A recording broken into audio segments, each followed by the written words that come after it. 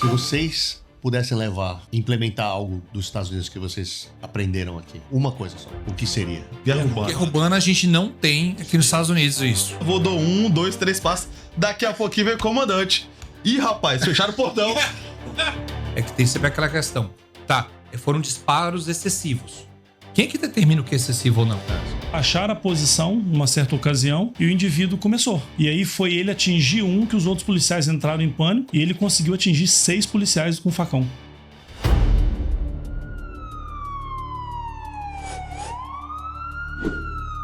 Palavrão, Tati.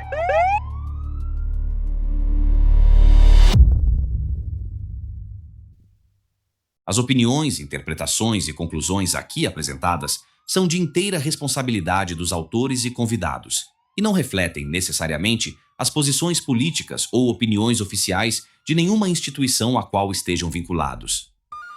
Qual foi a coisa mais engraçada que vocês tiveram no trabalho? Mais engraçada. Hã? Durante a viagem aqui? Ok, na viagem primeiro. Na Ih, viagem rapaz. primeiro. Na viagem primeiro. Fora a cara do Eliel. Fora a cara do Eliel. Fora a minha cara. Falar? Pode sim. Pode, capitão, pode. Essa pelo cimento, então. Tá.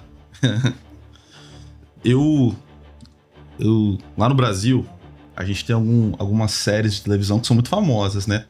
Uhum. A gente tem lá uma série que aqui é chamada de Fresh Prince of Bel-Air, né? Que lá é... Opa! Daí... lá é o maluco do pedaço. Agora você me deixou na dúvida entre duas cenas. Aí o que acontece? A gente... Vou começar a rir sem me controlar. A gente... Daquela coisa de adolescente, né? De, pô, vamos lá pra Bel-Air tirar uma foto lá na casa do Will, né? Aham. Já pra lá. Aí nós fomos pra lá. Chegamos lá, estávamos todos nós no carro. Aí, meu comandante, ele falou, vou lá tirar foto. Aí a gente foi pra fora do carro tirar foto. Ficou a Cedra, Eduardo e o Melo no carro.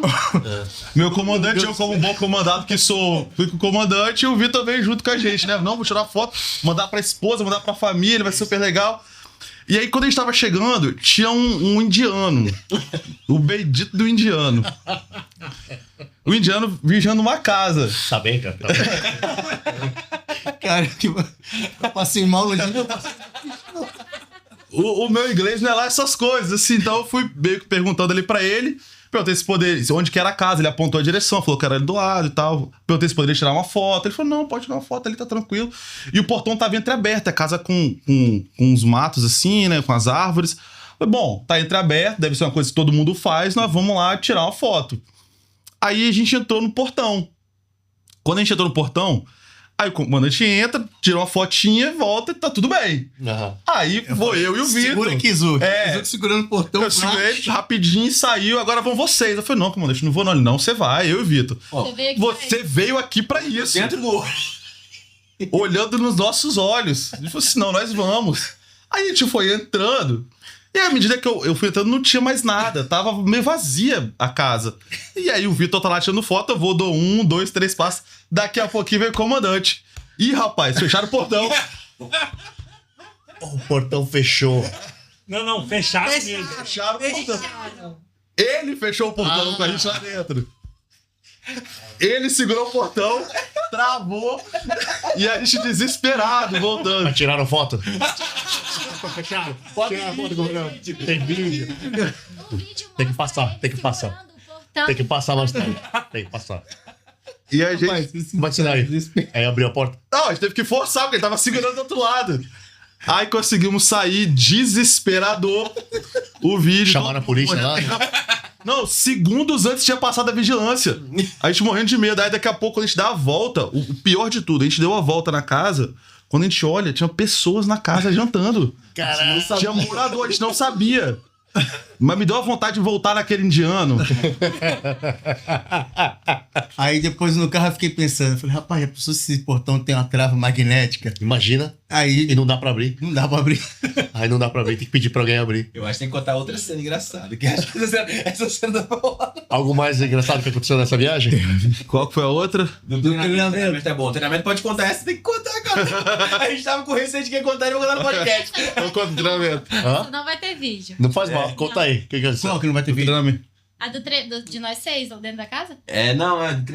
Treinamento é bom. O treinamento, assim, a gente...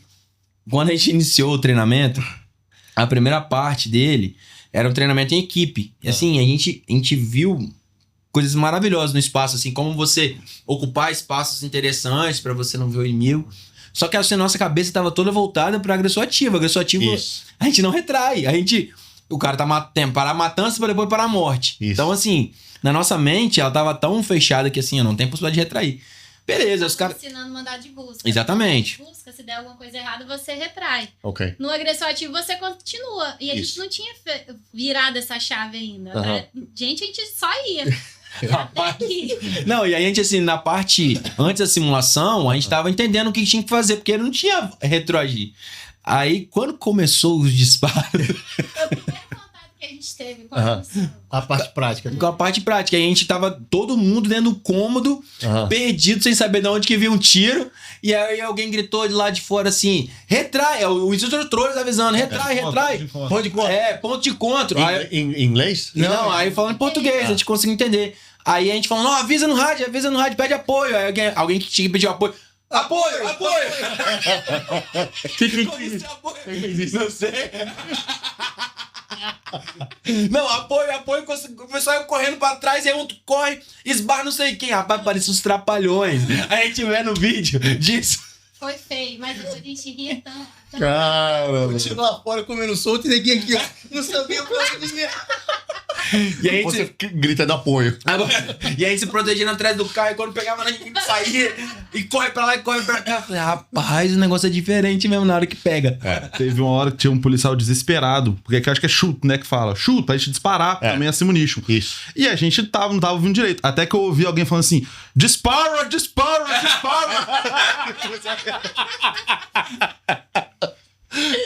A gente tá contando a cena da entrada, que a gente fez em 6. Ele que tava lá. Videomaker. Videomaker. E uma das coisas assim que para as outras pessoas pode não ser tão interessante, mas que pra gente, o nosso comandante, ele é apaixonado por filme. Ah. E aí a primeira vez a gente tava passando perto de um canal, Aham. né, que tem um viaduto, tem um canal. Aí ele, caramba, aquele canal ali eu acho que é do Exterminador do Futuro, que quando pega a moto, não sei o que, tal. É Los Angeles. É do One on One. Não, mas ele só Tá lá. acredita em Aí... O problema não é esse. O problema é que em todo canal que ele vê, ele fala, aqui foi o Exterminador do Futuro. Ele tá lá no Texas, ele tá no canal Texas. Aí agora virou moda. Toda vez que a gente passa num canal em qualquer lugar, a gente fala que ali, olha, o Exterminador do Futuro pegou o cara ali e saiu lá em Belé, que é onde eles ficaram presos na Tinha um canal lá também. Porra. São assim, aventuras assim que, às vezes, por causa da tensão do momento, a gente acaba toda vez brincando para poder distrair um pouquinho, dar uma relaxada na cabeça e acaba virando um padrão. Né? Igual, por exemplo, tem muito costume que lá na unidade, tem muito costume que qualquer coisa que eles vão falar, yeah! Agora, é um grito que eles davam lá dentro, lá os instrutores. Aí agora, em qualquer lugar, a gente tá dentro de uma loja, qualquer coisa. Supermercado, Aí fazendo- tá todo supermercado, tá todo mundo assim, cada um na fileira buscando alguma coisa pessoal. Aí, quando um termina, já começa a gritar no mercado. Yeah! Pra chamar os outros. Pra chamar os outros. Virou ponto de encontro agora. Vai ter sido muito divertido. Tem muitas cenas divertidas, assim, a gente se esforça pra ficar se divertindo bastante. Ah, que bom. É por causa daquela tensão, né? Tem muitos, principalmente quem tem filho pequeno, tá longe de casa, aquela coisa toda, a emoção bate em determinado momento pelo tempo que tá em treinamento. Às vezes, alguns dias a gente acordou muito cedo, foi dormir muito tarde, enfim, toda uma dinâmica. E aí o que a gente pode criar de momento para poder também ser mais leve, mais descontraído, porque a gente sabe que no final aquela tensão bate, né? Por Acho que o saudade. policial tem um senso de humor um pouquinho mais Estranho. Estranho, Humor negro. estranho. Que a gente A gente acha engraçado certas coisas que uma pessoa normal não acha engraçado. Vocês estão rindo disso, né? É um pouquinho É diferente, igual, igual assim, parece até sadismo, qualquer coisa do tipo, quando a Isso. pessoa começa. Eles acharam estranho a gente sorrindo por causa dos hematomas do Simonicha. Você olhava assim, um roxo desse tamanho. Olha o meu. Massa, não O meu sei tá mais grande, o meu tá mais grande. Não, eu chegava, acabava do treino, igual eu mesmo, aí, não, passei limpo, tomou tiro não, aí eu olhava nas costas dele, todo perfurado. Então você tava nas costas. E na carreira? No Brasil?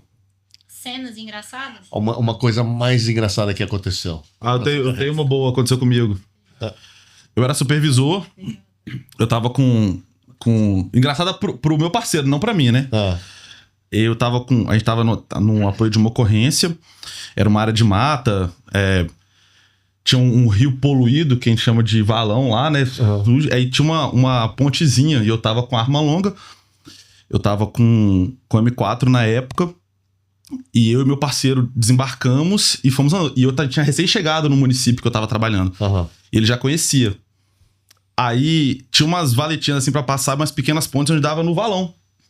E aí eu comecei a deslocar. Aí eu falei, não dá pra passar ali não. Os caras tinham corrido pro lado de lá, trocado tiro. Aí ele falou, não, tenente, dá pra ir sim, dá pra ir, vai pela ponte que vai passar. Pra isso. Quando eu fui na ponte, a ponte mal abre, eu caio no valão assim, ó.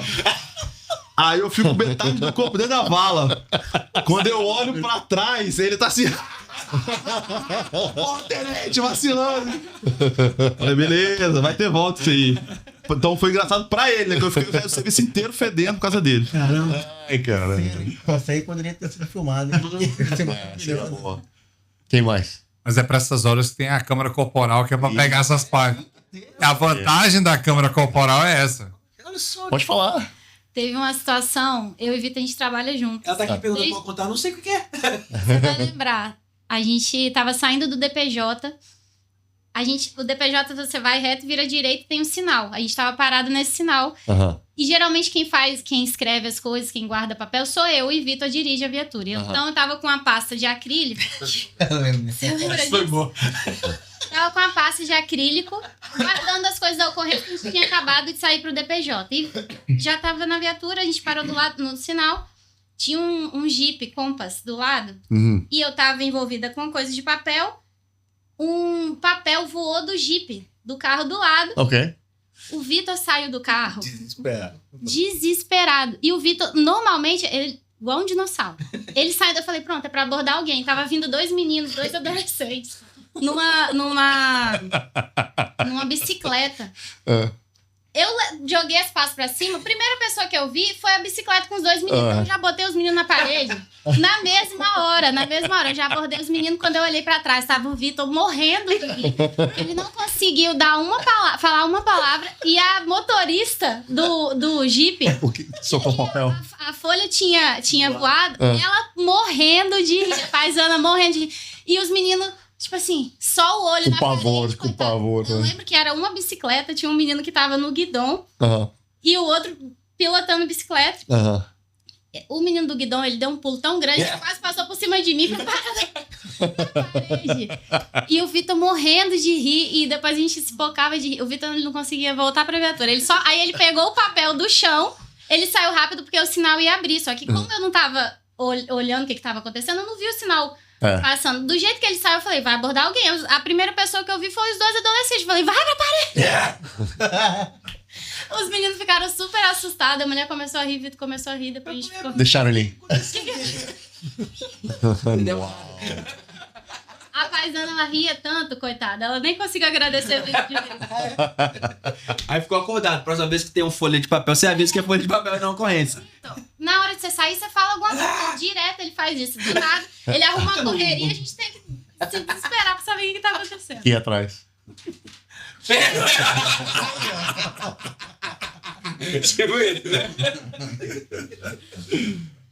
Alguém mais, Agatha? Não. Nada engraçado, nada não quer. Pode contar no podcast. Melo não? Nada? Não, Mas- assim, não lembro agora de cabeça assim uma cena Tem umas, mas é muito pesado. E acaba sendo um humor muito mais do que pesado, não dá pra fazer, não. O que você acha que... Vocês estiveram aqui um tempo já, alguém de vocês, segunda vez, trabalhando com policiais americanos. O que você acha que o policial americano pensa do policial brasileiro? Nossa, aí foi. Nossa. O que vocês acham? Tem achar que a gente é muito doido. Porque quando as perguntas básicas, né, é sobre equipamento, sobre tecnologia que vocês têm aqui, a gente não tem lá. E eles ficam, mas como vocês trabalham? Por que vocês não usam tal equipamento? Aí a gente, porque não tem, porque não chega. Então acho que eles pensam que a gente trabalha na loucurada mesmo, fazendo o impossível. Inclusive, Não, isso é verdade. a gente falou só da Califórnia. A gente esqueceu do Bini. Não, mas E ele morre de ciúmes desse aqui.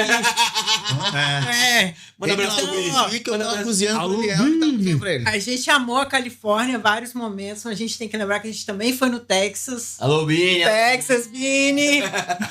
Não esquecemos de você, dos policiais do Texas. Ameaça a gente todo dia, só porque a gente tá indo pra visitar ele. Falou, eu vou deportar vocês, hein? O Bini era... Onde que ele trabalhava, o Bini? Não, o Bini foi o seguinte, o Bini, eu conheci ele quando eu era policial, na Polícia Municipal lá do Texas. Isso, né?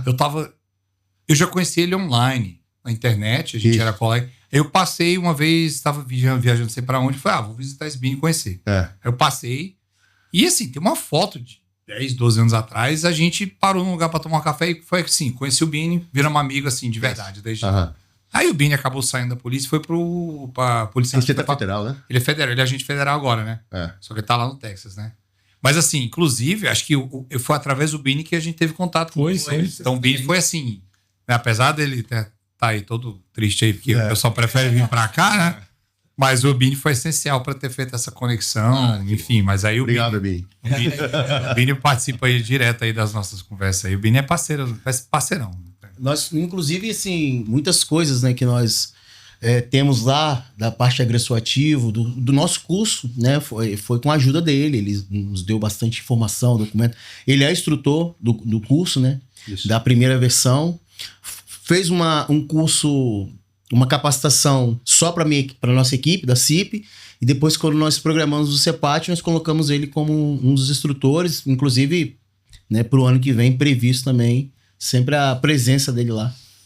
Mas uma coisa interessante também é que a gente percebe, no primeiro contato que a gente teve na Alert, alguns deles têm aquele olhar assim, porque conhece um pouco, já ouviu falar da realidade, por exemplo, do Rio de Janeiro. Isso. Né? E acha que todo policial do Brasil inteiro lida com aquele confronto ali do tropa de elite 24 horas por dia. Né? É a visão deturpada, tanto de quem mora no Brasil achar que a polícia daqui é de Hollywood, né, dos filmes, e o policial daqui, quando olha que já viu Tropa de Elite, vocês lidam com aquele confronto, aqueles problemas que tá tendo Tropa de Elite o tempo inteiro. E não é a grande realidade. Ao mesmo tempo que eles veem que a gente não tem equipamento, igual, por exemplo, na primeira instrução lá que a gente chegou no TAS, aí ele, não sei o que, vocês trabalham com mira laser? Vocês trabalham com lanterna? E a gente, não. Como não? Isso é básico, Vocês fazem como? Aí a gente fala, não, mas no Brasil isso é muito caro. Isso é muito caro. Você tem que pedir uma porrada de autorização para você poder colocar isso no armamento. É burocrático, não é tão simples. E o equipamento é caro. Né? Para comprar uma mira a laser no Brasil é caríssimo. E assim, não é prioridade. Né? E a polícia não paga isso para o policial usar. O laser que você está falando é o Red Dot, né? O Red Dot. O Red Dot. Red Dot. Vocês podem carregar o laser normal? Que nem com a lanterna? Esse podemos. Esse podemos, que não tem nenhum problema. Okay. Só que mesmo assim, isso no Brasil, vamos colocar aí R$2.500. É que nem esse aqui comprado aqui no Amazon, é uma marca boa. Eu já tenho isso faz quase 2 anos. Não troquei a bateria ainda. Bom, é recarregável também, mas funciona bem. O lumens é 2.000 lumens e tem um laser também. Mas sobre essa questão do vídeo, é um fenômeno bem engraçado, porque assim, às vezes, até entre grupos policiais aqui, colegas, aparece algum vídeo com uma coisa assim inacreditável. O pessoal já vê, é Brasil. Eu, assim, não tem nenhum lugar no mundo, nem os Estados Unidos, É verdade. que produz tanto vídeo. Tanto meme. Tanto vídeo, assim, de coisas assim, que você vê, cara, não acredito que eu tô assistindo isso. O brasileiro é Como crente. o Brasil. Então, assim, quando o pessoal vê certos vídeos, assim, né, de troca de tiro e tal, não sei o que, o pessoal, é Brasil. Então, assim, o Brasil Cara, eu produz. lembro dos anos... Quando eu saí do Brasil, quando eu era pequeno no Brasil, eu lembro a polícia dando o rodapé. Sempre... kicking, né? Que você chutava o pé. Aqui dos Estados Unidos não faz essas coisas, não. Mas no Brasil que sempre vê isso aí. Eu não sei se ainda faz isso, mas... Não faz mais, né? Não. Fazia antes, né? Antes Não. É outro Brasil que você tá eu lembro uma vez vendo que eles algemavam as pessoas assim. Uma mão em cima, uma mão atrás. Brasil? É. Não.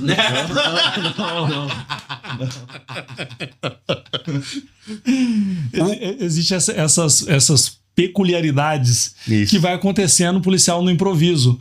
O camarada que o cara foi correndo pra dentro do mar, ele entra no mar atrás e assim, tem muita coisa que vai na hora, que é o NHS, na hora sai, e aí na hora sai muito improviso.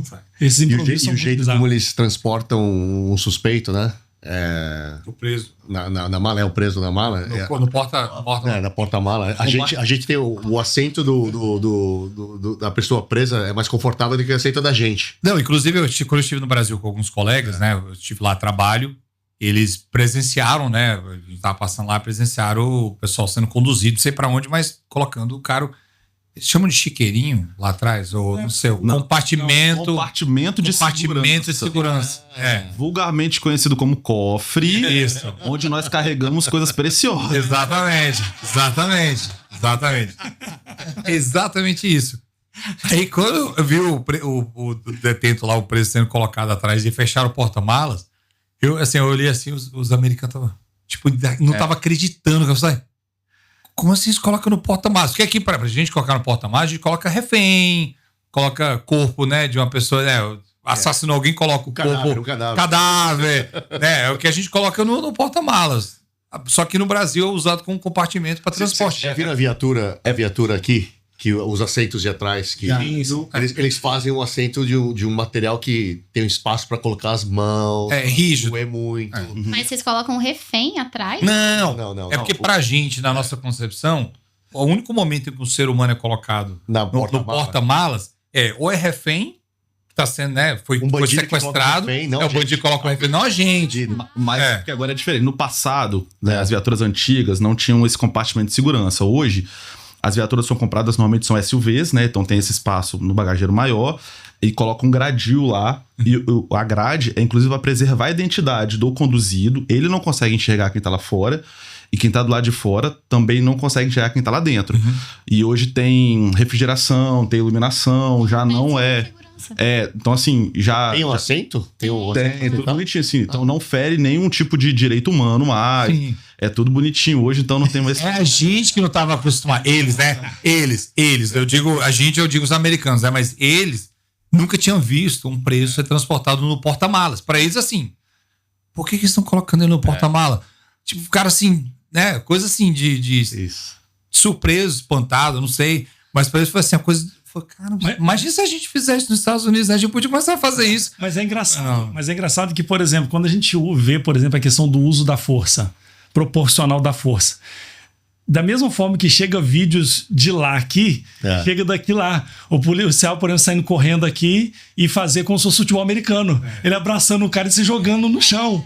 Aí o pessoal lá vivo vai, caraca, mano, imagina se isso fosse no Brasil, isso dava um inteiro. Por que no Brasil não tackle? Eu nunca vi um vídeo de algum policial brasileiro. Quando você vai atrás de alguém, você não... Não é comum. Não é comum. Pode acontecer o uso da força, usar o próprio corpo para fazer isso, com defesa pessoal, alguma técnica específica, corpo a corpo, mas não é comum. Aqui é ensinado. Você uma pessoa que tá... Taser. Um taser? Taser. Mas aqui eles ensinam o tackle. Que seria o... A gente tenta não se colocar na mesma condição. Usar técnicas de defesa pessoal torna o policial muito vulnerável. Inclusive, recentemente, a gente teve um caso de um policial na moto que tentou deter um camarada e ele acabou tomando um tiro na cabeça porque ele não conseguiu fazer verificação de segurança. Eu vi esse vídeo. Em São Paulo. Eu cheguei a conhecer ele. Pois é, olha só. Colega. Eu cheguei a conhecer ele, conversei com ele. Moleque, assim, um rapaz sensacional, um ótimo colega. Ele contou, né, como foi a ocorrência dele, coisa de doido, assim. Assim, nós temos ocorrências parecidas com a dele, né, de policiais, assim, em confronto próximo, que acabam, né, sendo alvejados. Igual aconteceu com ele. Acontece aqui com a gente também, né? Então, assim, mas foi interessante ouvir do ponto de vista dele, né? Assim, do lado dele. Né? Tá ouvindo e ele tá contando o que aconteceu. História, assim, sensacional de resiliência, né? Do que ele fez naquela hora, assim, que aconteceu e tal, de comunicar. E eu conversei até com alguns colegas lá de São Paulo que estavam falando foi a dificuldade, por exemplo, de achar onde ele estava. Que dificuldades que, inclusive, a gente tem aqui, às vezes, numa ocorrência de tentar achar o colega. Então, assim, são realidades diferentes com problemas, às vezes, muito parecidos também. E graças a Deus ele tá bem. Tá bem. Então a gente não recomenda. A gente sempre tenta estar um passo à frente daquele que a gente vai deter. A aproximação que a gente faz, normalmente, é no momento da algemação. Então a gente já coloca o detido na condição de vulnerabilidade ali para que a gente possa fazer a algemação com mais segurança. Agora, usar essas técnicas como um princípio de uso da força e estar na mesma condição a gente não recomenda. É previsto na nossa doutrina de uso proporcional? Mas a gente não recomenda, a gente usa outros equipamentos. Acho que aqui também a gente tá... A gente prefere usar a taser também do que... Assim, instrumentos de menor potencial ofensivo. Situações, taser, né? bastão. Então, assim, a gente não determina tão baseado no nível da força, é mais no qual a ferramenta mais apropriada para este momento aqui, por exemplo. Entendeu?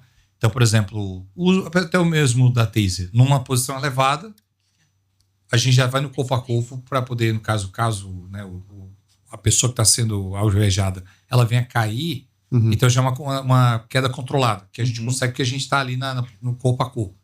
Já, por exemplo, a gente não usa taser.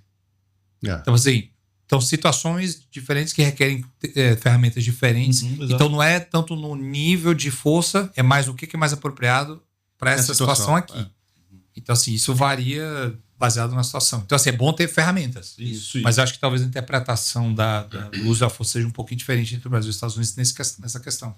Porque a gente tem lá a pirâmide, né? Então, a partir daquilo que o potencial detido oferece é que a gente utiliza a ferramenta. Aqui não. A gente abandonou esse princípio já tem uns 10, 15 tá vendo? anos. Sabia. A gente deixou isso. Que era assim, o uso progressivo da força. Isso. Então, dava um entendimento pra gente, pro policial, o uso progressivo, a gente entende de uma forma totalmente diferente. Apesar de ter a palavra progressão, a gente entendia assim, de que não é que você tinha que começar no local e avançar seguindo uma sequência. Era dentro do espectro. Se eu aqui, eu escolho aqui e encaixo aqui. Eu não tenho que progredir. Sim. O problema foram as autoridades civis, principalmente o judiciário, interpretou como, por que você não começou aqui e traçou todo esse caminho linear para chegar até lá? Por que você não usou o pepper spray então, antes de usar o taser? Aí foi isso que a gente abandonou esse conceito. A gente não utiliza o termo uso progressivo. A gente utiliza o termo uso proporcional. Ou seja, pode começar lá na agressão letal? Pode, a gente vai utilizar a resposta letal também. Exatamente. Precisa seguir. Então, o termo só que progressivo que a gente também já não usa mais.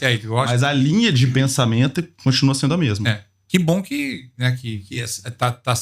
tá caindo em desuso, né, esse tempo, porque pra gente causou muitos problemas aqui.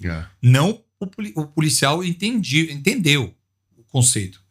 Eram as autoridades, né, promotor, juízes. Uma demanda Eles interpretaram totalmente, mas peraí, isso é progressivo, por que você não progrediu, então? Não, mas então você já pulou para aquela opção, você não passou pelas outras. Não é bem assim. Aí a gente teve que também tirar do nosso vocabulário, porque estava levando muita gente a achar que, você foi excessivo, porque você pulou. Cumpriu os requisitos. Agora, uma coisa que vocês fazem de forma excepcional são os memoriais que vocês fazem para os policiais que morreram em combate. Assim, é uma coisa que emociona muito a gente. A gente foi essa semana e viu o memorial dos 3 policiais que morreram esse ano. Ficamos extremamente emocionados quando vimos e a gente consegue sentir assim, a importância e o valor que vocês dão a isso. É muito bonito, seria maravilhoso se a gente conseguisse levar um pouquinho disso lá pro nosso país também, né? Exatamente. Não, esse destaque que a Eduarda fez marcou muita gente. E um ponto também da técnica e tática é a quantidade de disparos na ocorrência. Tanto que no TAS, eles perguntaram pra gente, você efetuou um pouco de disparos, né? Aí eu falei, quanto vocês dariam? Ele disse, quanto fosse suficiente. E realmente é da nossa cultura, né? Fazer uma sequência de disparos mais controlada, né? E isso são questões culturais mesmo. E quando a gente vem pra cá, a gente vê como esse impacto cultural está previsto e é refletido nas técnicas e táticas policiais, né, de cada país. Mas aí tá. É outra questão também que a gente bate, às vezes, com a interpretação do judiciário. Isso eu também já percebi, que eu conversei com alguns colegas do Brasil, é que tem sempre aquela questão. Tá, foram disparos excessivos. Quem que determina o que é excessivo ou não? Então, pra gente, a gente interpreta o seguinte. Às vezes, um tiro resolve, às vezes, 60 resolve. Sim. Então, o que é excessivo, né? Então, assim, e o pessoal cai nessa interpretação da mesma forma. Tem pessoas que nunca deram um tiro na vida, né? Que trabalham numa salinha com ar-condicionado, né? E que quer determinar o que acontece na rua, dando interpretação. Tá, mas 3, 4 disparos, isso é excessivo. Mas como é que você sabe se é excessivo ou não? Entendeu? Eu já atuei como juiz militar e eu julguei acho que era um sargento. Exatamente a acusação que o Ministério Público fez dele era a questão de disparos excessivos. Se eu não me engano, foram 17 disparos. É pouco. É pouco. Mas eles enquadraram no excesso, né? E foi exatamente a linha argumentativa que eu utilizei. Até porque eu participei de um evento que eu precisei fazer disparo, eu e meu motorista, em 2011, salvo engano. E aí o indivíduo atirando contra a gente e nós dois revidamos. Eu efetuei 9 disparos e ele 10. Eu levei exatamente essa situação. Ele estava disparando contra nós e nós revidamos. Uhum. Agora, numa hora que acontece realmente a necessidade do disparo, é para acessar a agressão, né? Você não controla isso. Você dispara até que aquela agressão cesse. Isso. Quando ele parou de disparar e saiu correndo, nós paramos de disparar também. E fomos atrás dele. O motorista foi correndo a pé, eu peguei a viatura e cercamos e pegamos ele. Mas depois só que nós contabilizamos. Não tem como em um momento de estresse, de uma troca de tiro, você contar quantos tiros você tá dando. Pegou um, mas poderia ter pegado os 19. E aí? Não, e, por exemplo, dois casos famosos. Primeiro, o 50 Cent, né? Uhum. Ele tomou o quê? 9 tiros? Algumas coisas. Tá andando até hoje. 9 foi excessivo? Se ele fosse um agressor ativo, tecnicamente o policial que, né, se fosse um suspeito, tô dizendo que é ele, né? Uhum. Mas foi outro suspeito, deu 9 e ele estava em condições ainda de efetuar uma agressão, tecnicamente o policial subutilizou a força. Isso. Porque ele já estava em condições de continuar a agressão. Isso. Ele não morreu. Então, assim, aquela coisa tentar interpretar o trabalho da polícia, sendo que a pessoa nunca esteve dentro da viatura, a pessoa não entende, sabe? E assim, é um fenômeno que é só no Brasil, não. Acho que no mundo inteiro tem, a gente lida aqui nos Estados Unidos com isso também. E graças a Deus, pelo menos aqui, eu não sei como é no Brasil, mas pelo menos aqui, a gente tem usado muito da pesquisa científica, né? Verdade. De vários institutos que fazem essa pesquisa, por exemplo, argumentar, por exemplo, a letalidade da arma branca. Daí que surgiu aquela regra dos 21 pés ou dos 7 metros, eu acho que é a equivalência, né? É. Porque até então, pessoal, mas peraí, é desproporcional usar uma arma de fogo contra uma arma branca. Quer dizer, a pessoa nunca brigou na vida, né? Uhum. Nunca esteve numa situação. O cara tá 7 metros. E o cara entende, na ignorância dele, ele tem o entendimento de que ele não tem como comparar a faca com uma arma. Sendo que aqui, através de estudos científicos, a gente já conseguiu provar de que se brincar, a arma branca é mais letal do que a arma de fogo. Sim. Então, assim, a gente tem agido contra essas argumentações, eu diria, falhas e fajutas, né? Isso. Com o uso dos artigos científicos. Graças a Deus nós temos esse amparo aqui. O Brasil acaba sendo o órgão julgador a auditoria militar, que é um juiz togado, um juiz realmente civil, e dependendo, 3 ou 4 juízes militares. Exatamente porque o juiz militar tem a condição de entender aquela realidade, aquela situação melhor do que um juiz que nunca atuou na rua. Então, assim, acaba sendo um pouco mais justa essa questão, né? Quando tem essa regra no Brasil de se alguém tá a 7 metros de você com uma faca indo em cima, você pode atirar em 7 metros. Ou... Lembrando que aqui não é regra, tá? Não é regra, mas... Não, lá eu desconheço essa regra. Não há regra específica. É mais do comportamento do agressor. como ele tá se comportando com aquela arma, ele tá colocando em risco a vida do policial ou de outra pessoa, de um terceiro. Então o policial pode agir a preservar a vida própria ou a vida alheia de acordo com o comportamento daquele indivíduo. Então não tem necessariamente uma questão de distância, até porque ficaria muito difícil fazer qualquer tipo de medição. Aqui na academia eles mostram, a gente estava falando desse vídeo, eles mostram esse vídeo que é um vídeo super velho, dos anos 80, e mostram ele é o primeiro discípulo do Bruce Lee. O nome dele é Danny Inosanto. Então ele tá fingindo que ele é um suspeitoso, sentado aí com uma faca, e você chega para conversar com ele. E é um treinamento. E ele levanta com uma faca. Quanto tempo demora para você tirar a pistola, dar espaço e começar a atirar? Ninguém consegue tirar a pistola e atirar até mais ou menos 21 pés. Ninguém. Não existe, não importa como você treina, não importa se você tá pronto, para você colocar a mão aqui e fazer, é impossível.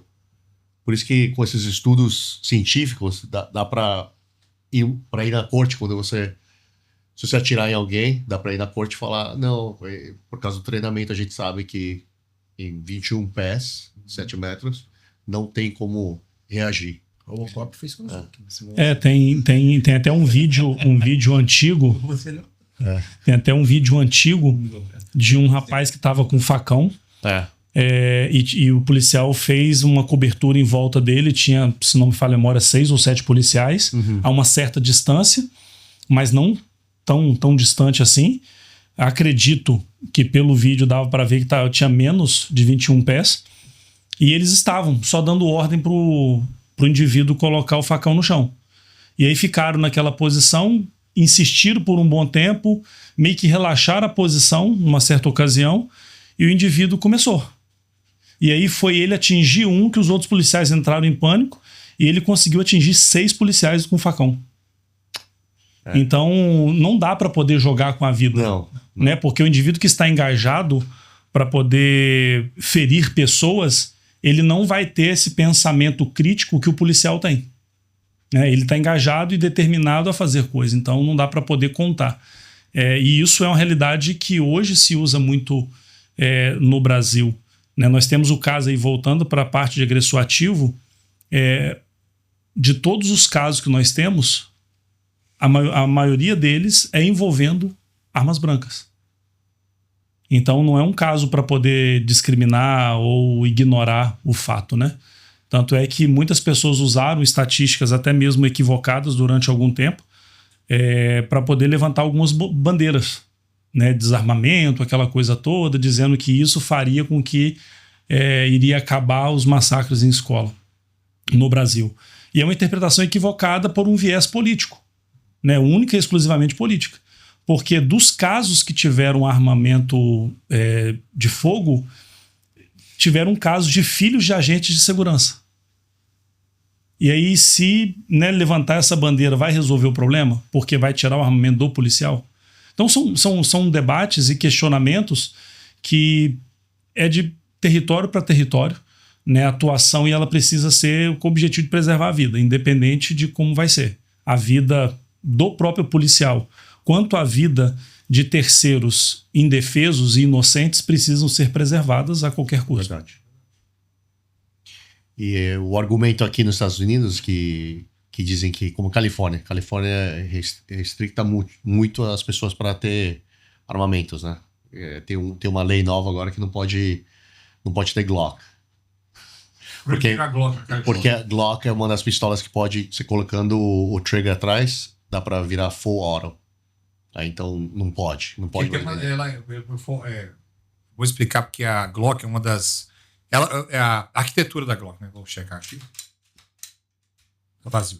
A Glock, ela tem um mecanismo aqui atrás em que vendem-se adaptações dela para fazer ela ficar totalmente automática. Essa parte daqui. Então, por causa desse mecanismo, e como é a única arma... Então, o que acontece? A lei, ela não fala a Glock, né? Ela não menciona a Glock.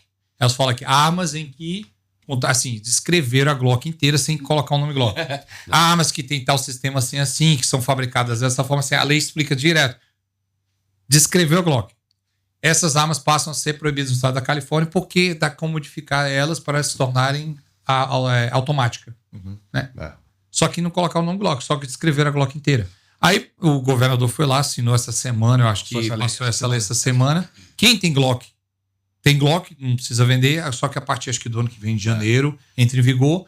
Só que agora já tem vários grupos que já estão entrando na justiça contra o governador, né? Então, assim, vai ter um litígio muito grande contra o governador nessa questão. Mas você pensa na mentalidade assim, a noção de que se eu fizer as pistolas, armamentos, tudo ilegal, as pessoas que querem fazer, as pessoas de bem, as pessoas que seguem as leis, não vão comprar, né? Eu não quero quebrar a lei. Mas os bandidos, as pessoas que vão fazer mal, eles têm acesso irrestrito. Você acha que eles vão falar, não, isso é contra a lei, eu não vou comprar uma Glock? Não existe isso. Então, é um mundo de fantasia. É igual, por exemplo, pegando essa mesma perspectiva, isso acontece em qualquer lugar do mundo, né? Como eu disse, eu já vi isso com os meus próprios olhos, o que acontece lá no Haiti, por exemplo. Como eu vi lá num campo de refugiados no Senegal. É impensável. Um país onde as pessoas passam fome, o bandido ter acesso ao armamento bélico de guerra. Você fala, de onde surgiu sacar 47 caindo em caixas, como se fosse caixa de mercado, sendo jogado na rua para a milícia pegar? De onde que surgiu isso? E vem nesse ponto. O bandido, o criminoso, ele tem acesso irrestrito a munição e armamento. Né? Às vezes chega uma .50 no alto de uma favela no Espírito Santo. E munição que ele joga como bala. Pacotes e mais pacotes. Ou seja, mas a população de bem não pode ter acesso. São questões só de política que às vezes eles não têm. Eles compram o que eles quiserem a qualquer hora, a qualquer momento. Mas sabe a coisa mais engraçada? O mesmo pessoal que defende, né, a restrição de armas são os mesmos que usam o argumento de que a repressão a drogas nunca funcionou. Isso. Então tá, se a repressão a drogas, os entorpecentes nunca funcionou, não? Só fomentou a violência em comunidade, aquele discurso todo. Então, quem diz que repressão a controle de armas funciona então? Mas armas é diferente. Diferente como? Não deixa de ser algo controlado, né? Algo que não é qualquer pessoa que pode fabricar em casa, né? Sempre vai ter um mercado paralelo. Então, qual é a diferença aqui? E mata do mesmo jeito. Tanto entorpecentes quanto armas, se pensar bem, são, né? Elas causam mortes, né? Então, qual é a diferença aqui? Mas a mesma argumentação falha da questão do entorpecente é usado para armas, só que assim, fica aquela coisa, então tá, se não funciona um pouco, como é que vai funcionar para outro? Você vê essa dificuldade. O modo de ajudar a diminuir a violência que tem nas escolas. Eu tenho bastante armas, né? Se meu filho tivesse 15 anos de idade, fosse no meu cofre, pegasse uma das armas, fosse na escola, ameaçar alguém, deveria ter uma lei que aumentaria a punição de eu deixar a arma acessível a alguém que é menor. Uhum. Agora, não tem isso aqui. Tem leis que falam sobre isso de descuido e de gross negligence, né? Mas não tem nenhuma lei que fala se um crime for acontecido com uma pistola minha, registrada minha, e matou alguém, deveria de colocar uma lei falando 25 anos de prisão sem discussão, porque eu deixei a arma acessível a alguém que mentalmente não está aí. O que nós temos aqui no Secom do Brasil é que além nós temos aqui que você pode responsabilizar a pessoa civilmente. Então, por exemplo, se eu sou vítima, né, eu posso entrar na justiça, por exemplo, contra o dono da arma, quem causou essa negligência de ter deixado a arma largada lá. Isso. E tudo mais, e eu entro contra a pessoa civilmente, aí cabe indenização, aquela coisa toda. Agora, criminalmente, já é um pouco complicado de se provar isso. Então, assim, acontece. Mas se puder provar, eles deviam colocar uma lei que criminalmente você tem que fazer no mínimo 25 anos na prisão. Se fizesse isso, eu aposto que a maioria do pessoal que tem pistolas teria um cofre, teria mais cuidado. Ou pelo menos a nossa realidade aqui, é obrigar que tivesse policiais armados dentro das escolas. Isso também. Uma discussão que a gente tem tido lá na unidade em relação a se você tem filhos, né? Em que idade, como você trata com ele a relação da sua arma em casa. Se você não fala nada, se você fala, se você leva ele pro stand de tiro, se você... Em que nível você compartilha com ele aquelas informações de forma que traga mais segurança para ele. E é um fenômeno, é complexo, né? Porque vai ter situações em que você, na nossa percepção, você não vai poder falar, você não vai dar aquela acessibilidade para ele. Tem outras situações que a maturidade do menino, a maturidade daquela pessoa, daquela criança, daquela adolescente, vai ser suficiente para você abrir informações sobre isso. E aí, falando sobre as relações relacionadas a massacres nas escolas, isso. Nós temos os acessos às armas, normalmente não são fáceis. Né? Os agressores que pegaram essas armas do agente de segurança pública, eles acessaram obstáculos, pegaram em cofres, acharam chaves que estavam escondidas, que era a chave que estava no cadeado. Então, assim, eles ficaram dias, ficaram meses, ficaram anos, os meninos, para conseguir ter acesso àquela arma. Então, ou seja, a arma estava bem protegida, estava num lugar seguro, tanto que se não fosse assim, na primeira vez que ele tentasse, ele conseguiria ter acesso àquela arma. Mas não foi o nível de segurança suficiente. Mas a questão não é nem nível de segurança que definiu ali se ele não teria acesso, mas sim o desejo dele de encontrar aquela arma. Uhum. Né? Do segundo caso que nós evitamos, né, no ano passado, dia 15 de abril do ano passado, ele tentou por meses. Ele tentou por meses, assim, aconteceu... Ele fazia um curso de manhã e estudava à tarde. E aí ele teve um problema no curso de manhã. Quando ele foi pra casa, ele falou, não, hoje eu vou encontrar aquela chave. E encontrou. Então, assim, a questão de nível de segurança é muito interessante essa discussão, porque eu acho que não tem uma resposta simples sobre isso, né? Não é. Mas também a legalização de armamento para dizer que todo mundo não pode ter, isso é meio extremo também. Porque é muito complexo. Né? As pessoas que seguem a leis. E a complexidade é tão grande, a gente sempre fala isso, que serve para armamento, para qualquer outro comportamento violento. A que nível de violência você submete o seu filho dentro de casa? Uhum. Né? Quem é você como pai, quem é você como mãe, a responsabilidade da família. A gente fala de comunicação não violenta, violência verbal. Aqui a criança é submetida desde muito cedo. Isso. Então, será que ela normaliza comportamentos violentos ou não normaliza comportamentos violentos? Como é que ela se comporta antes disso? É responsabilidade do pai e da mãe. Não tem certo e errado para isso, né? Eu sou instrutor da academia de polícia também, e não tem como a gente falar assim, não, faça isso, mostre pro seu filho ou não mostre pro seu filho. Isso. É de cada família. E você tem que entender a complexidade da sua própria família, do seu próprio comportamento, para saber se o seu filho já demonstra esses comportamentos ou não. E aí vai na observação. A gente observa o nosso filho, a gente se observa primeiro, a gente vê quem é o nosso filho, a gente sabe o que ele tá fazendo, quem são os amigos dele, se ele busca coisas nas redes sociais, se ele já busca, se ele pesquisa, se a intenção dele qual é. Então isso é um alerta para qualquer pai e, sobretudo, para os agentes de segurança pública. Por quê? Porque tem uma arma de fogo dentro de casa o tempo todo.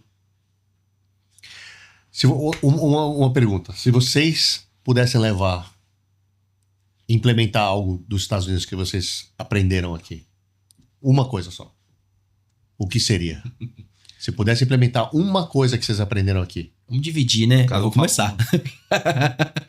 Eu acho que a questão da qualidade de equipamento para mim é muito destacado. A acessibilidade, a qualidade e o valor. E o estímulo também da própria organização. Uhum. Né? A gente viu dos policiais que deram treinamento pra gente que eles recebem desde a academia equipamentos que são caríssimos lá, né, no Brasil. Então, eu acho que a questão de equipamentos, né, tem outros, mas eu vou deixar para os meus colegas, mas equipamentos para mim é um destaque. Eu acredito que na parte de treinamento, vocês falaram que o policial aqui, ele atira várias vezes, né, no ano, a cada 3 meses ele passa por uma reciclagem, e se ele não tá bem, ele volta de novo. Eu acho que isso, assim, se a gente elevaria o nível do policial e botar ele nas alturas. Assim. Só para você ter uma ideia, no meu departamento, você podia ir, depois de sair do roll call, como é que fala roll call? Formatura. Depois da formatura, quando você sai, todo dia, se você quiser ir, todo dia que você está trabalhando, se você quiser ir pro range, fica lá mais ou menos 30 minutos e disparar, eles te dão munição, pode ir lá, passa 30 minutos, que isso. Não tem problema. E queria um treinamento para vir para cá e não consegui com o meu capitão aqui, ó. Bom, talvez sexta-feira, cara. Aê. Sexta-feira. Ele me pediu um treinamento em Cariacica, não mandar o treinamento de Los Angeles. 3.000 rounds de 9, tá bom? Temos de escopeta 308, talvez sexta-feira. Mas treinamento, se você quer especialmente de tiro, né? É perishable skill. É uma... Conhecimentos perecíveis. Isso.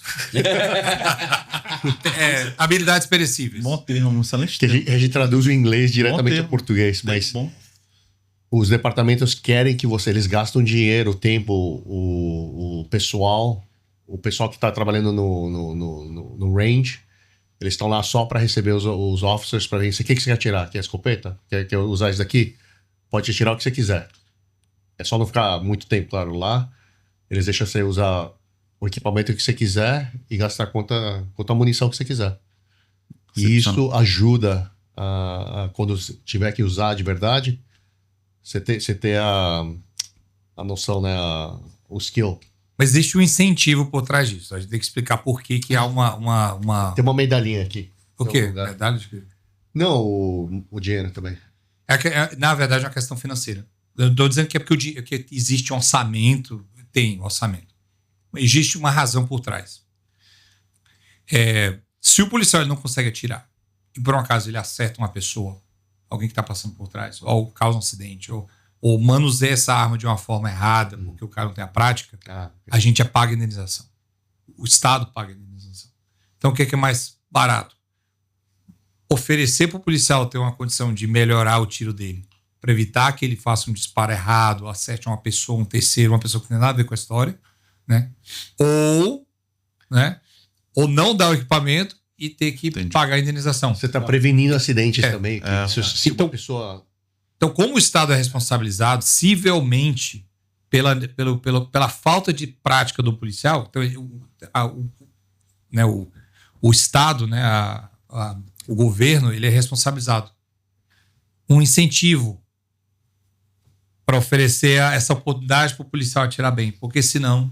É uma antecipação de possíveis danos, né? Ele antecipa para não ter problema. Eu pensei que ele estava falando de outra coisa, então... Pensou que eu estava falando de quê? Nos departamentos, quando você atira, cada mês você tem que qualificar, né? Tem que passar certa prova. Mas dependendo dos pontos que você acerta, tem níveis diferentes. O nível mais alto ganha extra uma porcentagem do salário. Você tem isso. Então, quando eu não tenho isso. Eu sempre praticava, quando eu sempre atirava o DX, né? O Distinguished Expert, que é o mais alto, né? Que você tem que atirar no range do FBI. Mas sabe por quê? Porque no meu departamento é obrigação todo mundo atirar bem. Quero ver como você atira bem, quero ver. É a verdade da agora. Eu dei a pessoa pra ele, ele tava olhando na hora, por quê? Caralho! A prova que o departamento dele atirar bem vai ser quantos tiros que ele vai ganhar amanhã. Vamos ver. Vai estar tudo assim, atrás da minha cabeça, atrás. Não, mas tem uns níveis diferentes que você qualifica cada mês e ganha um dinheiro extra cada mês ou não. Dependendo de que você atira. Você ganha uma medalhinha também. Nossa, isso é o paraíso do paraíso. Conseguir atirar e ainda receber a mais pra isso. Eles te pagam mais. Isso a gente tá muito longe lá no Brasil. Que nem a gente aqui falando espanhol. Se a gente passa o teste certificado da cidade. Bom, pra mim foi da cidade de Los Angeles. Você passa o teste da cidade para poder ir na corte e fazer testemunha em espanhol para traduzir. É uma certificação de fluência, na verdade. Isso. Eles pagam 5% extra do teu salário por língua também. Eu não ganho 5%. Você não fala coreano? 13. Não, eu falo pelo espanhol português, eu ganho 15. Não, eu ganho $100 por mês extra. 50 em cada contra-cheque. 50 é $100, né? Ainda é taxado, quer dizer, então eu devo receber dos 100, eu recebo metade, que o resto da outra metade o Bini leva de imposto, né? Especialmente Califórnia. Califórnia você vê que a gasolina em Califórnia é mais cara do que em Texas, né? Quanto tava a gasolina em Texas? Quando nós abastecemos, tava $3,89. Eu acabei de colocar hoje $4,50 na Costco. Que é mais barato. Na Costco. Eu abasteci no início do ano na Flórida, tava $3,96. E aqui chegamos a abastecer a $5,40. Mas agora a gente, com o Tesla, 300 milhas, você coloca $8. Só. $8, 300 milhas. Bom, quem mais? Quem mais que pode levar alguma coisa? Do equipamento, do treinamento, uma coisa que eu achei bastante interessante aqui, pelo menos com as polícias que nós tivemos contato nesse período, foi uma cultura, uma espécie de cultura de estudo de caso, né? Os casos sempre são avaliados, o pós-fato, o que aconteceu depois, como a polícia se comportou, o que foi feito que precisa ser melhorado, as técnicas que foram utilizadas foram corretas. Então, essa análise, e se for necessária a mudança de comportamento, a mudança de postura, isso leva a uma evolução da instituição. Então, acho que estabelecer essa cultura para nós, de olhar e ver assim, será que isso que a gente está levando como doutrina, que a gente está difundindo, está dando certo? Funcionou na prática? Não funcionou. Então, vamos voltar, vamos sentar e vamos testar outra coisa. Funcionou, ótimo, vamos continuar difundindo. Então, essa cultura me chamou muita atenção. E tanto lá no TAS quanto lá no FBI, ambos citaram essa situação, né? Uma cultura de estudo de caso. Toda vez que acontece alguma coisa, vai lá, se avalia, produz um relatório daquilo e começa a difundir para outros policiais. Então, achei isso fantástico. Muito bem. Uma coisa muito interessante também são dois fatores. Quando acontece um fenômeno, né, um caso, por exemplo, de agressor ativo e tem um técnico na unidade, ele envia um especialista para o local da ocorrência para poder acompanhar o estudo de caso, para ele poder saber o que aconteceu, para aperfeiçoar a técnica e a tática. Isso é fenomenal.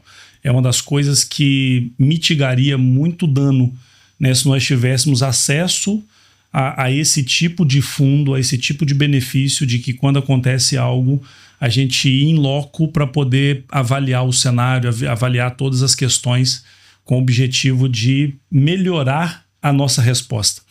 Né? O segundo ponto que para a gente é muito interessante é a questão da capacidade técnica independente da graduação. E o quanto isso é respeitado e valorizado. Né?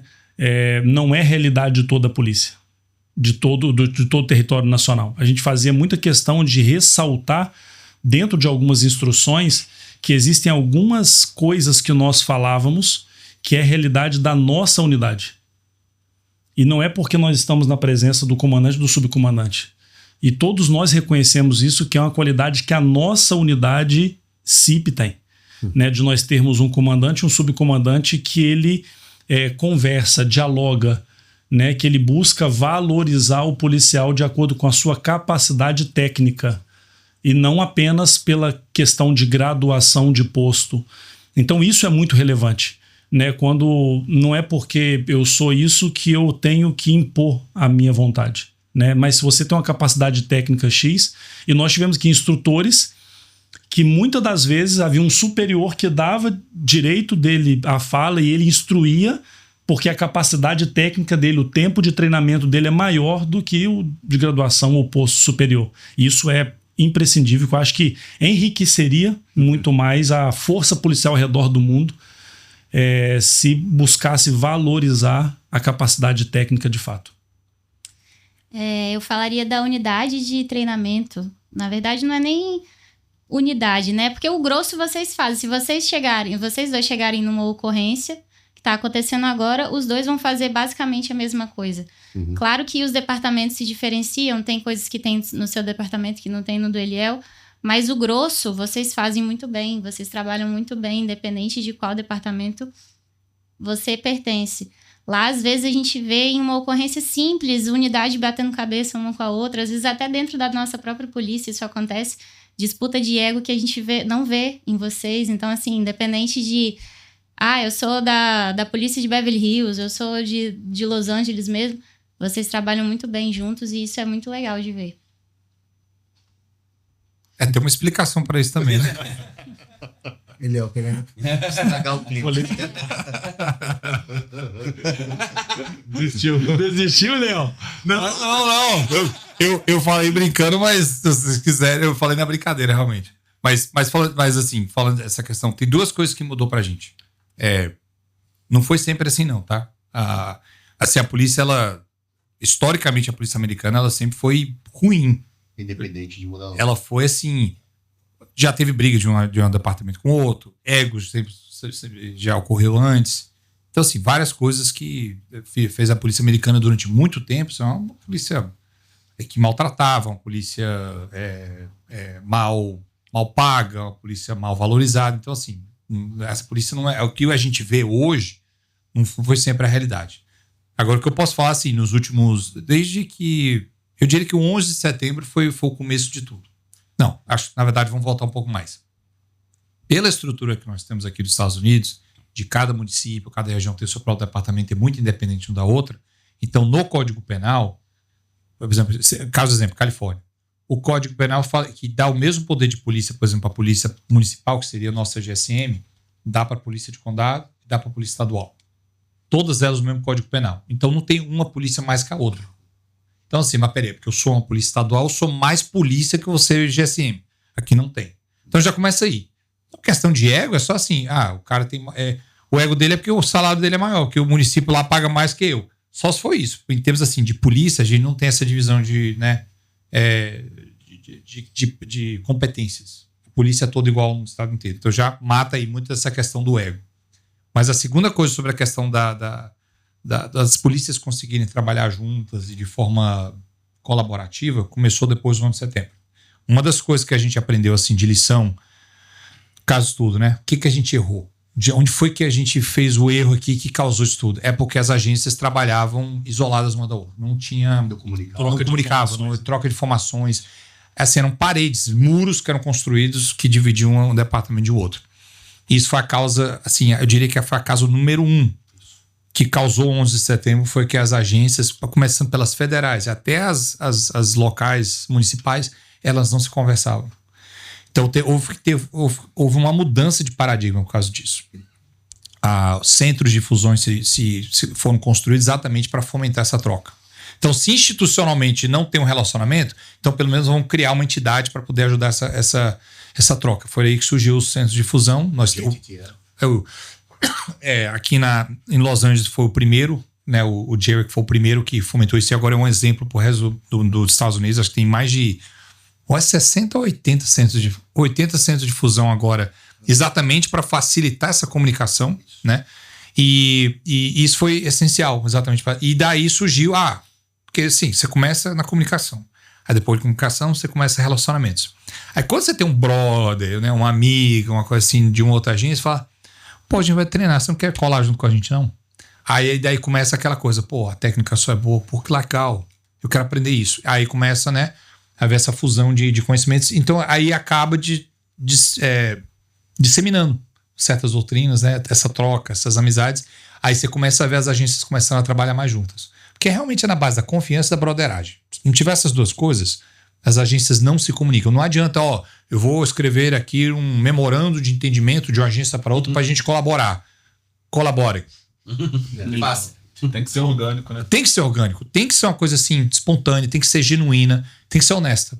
E começa exatamente assim, pô, vamos trocar tiro ali, vamos lá no stand, vamos lá. Pô, que arma que você carrega? Aí daí começa. Aí daqui a pouco o relacionamento está... Aí pronto, floresce. As agências começam a trabalhar e todo mundo consegue colaborar, né, nessas questões. Então, assim, a explicação que você viu é fruto de algo que começou agora 25 anos atrás, infelizmente por causa de uma tragédia.